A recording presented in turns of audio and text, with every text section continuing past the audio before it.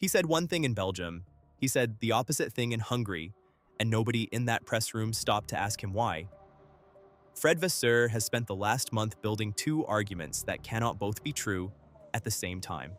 In Spa, after Lewis Hamilton clipped George Russell's rear wheel and sent him spinning into the gravel on the opening lap, Vasseur stood in front of the cameras and called the 5-second penalty harsh. His reasoning was specific. Every Lap 1 incident this season, he said, had been treated as a racing incident, not this one. He was not vague about it. He was not hedging. He was making a claim about consistency, and he was making it on behalf of his driver. Then Hungary happened. Another 5-second penalty, this time for pit lane speeding during a virtual safety car. And when journalists asked Vasseur to step back and look at the whole season, Silverstone, Spa, Budapest, 3 penalties in 3 consecutive races, he gave them a completely different answer. It is difficult, he said, to put all of these penalties into the same basket. Different incidents, different causes, no pattern. Nothing to see. If you want the stories the paddock does not put in the press releases, subscribe right now and drop a comment telling me which country you are watching from. Because the next part of this hits different depending on where you sit in this argument. Here is the problem with what Vasseur just did. In Belgium, he built his entire defense of Hamilton around the idea of consistency. He wanted the stewards to apply the same standard they had used all season. He was not asking for leniency. He was asking for a rule to be followed the same way every time. That is a serious argument, and it is the kind of argument a team principal makes when he actually believes the system has failed his driver. But 3 races later, faced with the exact same question, just aimed at a different target, he abandoned that argument completely.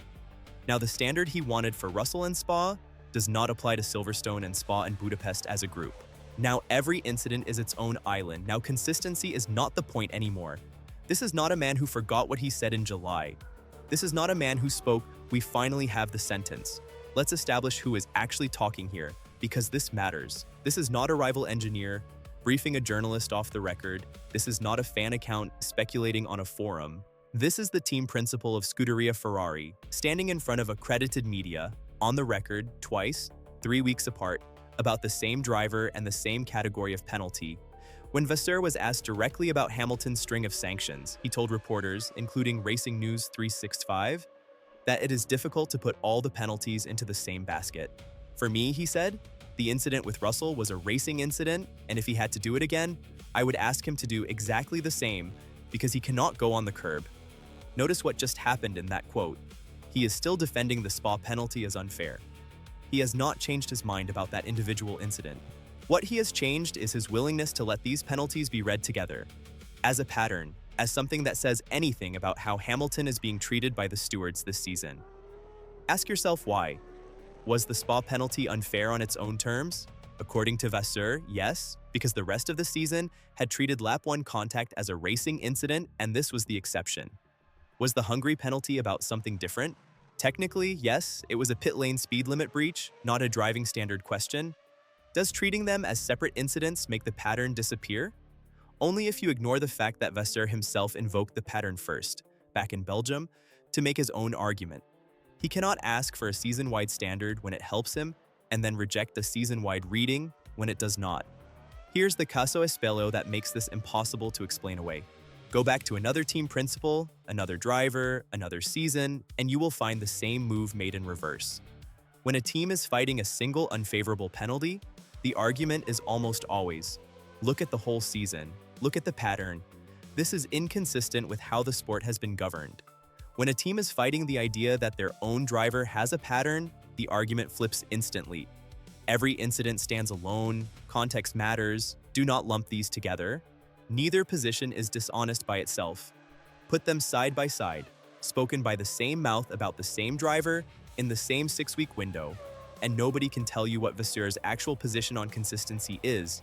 He is not defending a principle. He is defending whichever conclusion protects Hamilton in that particular press conference. And if you are not subscribed yet, this is exactly the kind of story you will want to be here for when it happens again, because it always does. So here's the impossible choice Vasseur put himself in. Either he genuinely believes penalties should be read together as a pattern, in which case Hamilton has now picked up sanctions in 3 straight races, and that pattern says something uncomfortable about his current form under pressure. Or he genuinely believes every incident stands alone, In which case, his own complaint in Belgium about inconsistent treatment falls apart because he was the one asking the stewards to look at the broader picture in the first place. He cannot have it both ways. Pick one, because those were the only two positions available to him, and he has now stood in both of them. Let's put a number on what is actually at stake here, because vague frustration is not the same as consequence. Hamilton picked up a 5-second penalty at Silverstone for a false start, finishing third. He picked up another 5-second penalty at Spa for the Russell contact. He picked up a 3-place grid drop at the Hungarian Grand Prix for impeding Oscar Piastri in final qualifying, dropping him from second on the grid to fifth. And on top of that, the pit lane speeding penalty in Budapest cost him the podium fight entirely, dropping him from fourth on the road to fifth in the final classification. Heading into the summer break, Hamilton sits second in the championship, 50 points behind Kimi Antonelli. 3 consecutive weekends of 5-second penalties is not noise. It is a run that a rival team would already be calling a pattern in public, and Vasseur knows it because he used exactly that framing himself when it suited him in Belgium. Now hold that thought, because this is not the first time Vasseur has managed a Hamilton penalty by choosing whichever framing costs the least.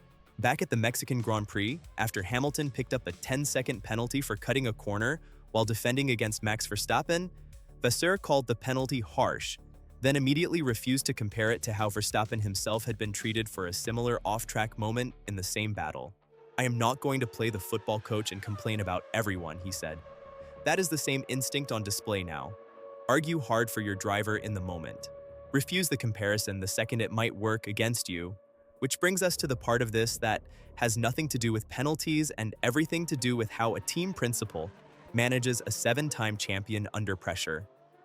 Every time Vasseur speaks to media about a Hamilton penalty, he is not really talking to the stewards. He is talking to Hamilton, to the garage, and to Ferrari's ownership, all of whom are watching to see whether the team is standing behind its highest profile signing or quietly wondering if the fit is working. A team boss who calls every penalty an isolated incident is protecting a narrative that nothing is systemically wrong with his driver's season. A team boss who calls out inconsistency from the stewards is protecting his driver from blame entirely. Vasseur has been doing both, depending on which one keeps the temperature in that garage lower for that particular week. That is a defensible position, honestly. Managing a 7-time champion through an unusually bumpy stretch of results requires exactly this kind of narrative control. And no team principal survives at Ferrari without knowing how to manage a press conference. It is also not the position that survives being placed next to itself 3 weeks apart, word for word, on the record. Is Vasseur lying about either individual penalty? Not necessarily. He may genuinely believe the Spa contact was harshly judged, and he may genuinely believe the Hungary pit lane breach was a separate and unrelated mistake.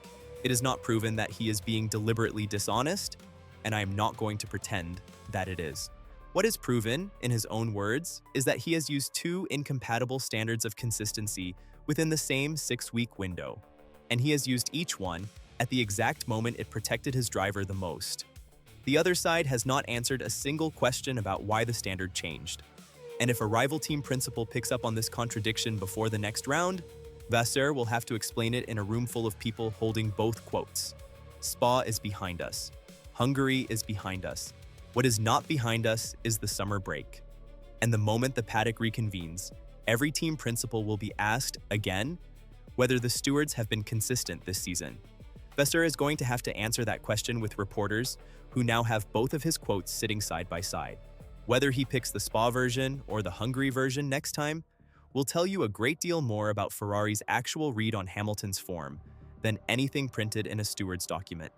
So tell me, does Vasseur owe the paddock a straight answer on which standard he actually believes in? Or is picking whichever one protects Hamilton that week simply the job? There is no comfortable answer here. Pick one.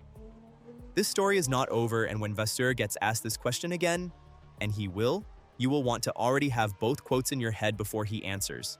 Hit subscribe, hit like if you already caught the contradiction before I said it out loud, and I will see you when it happens again. Until the next one.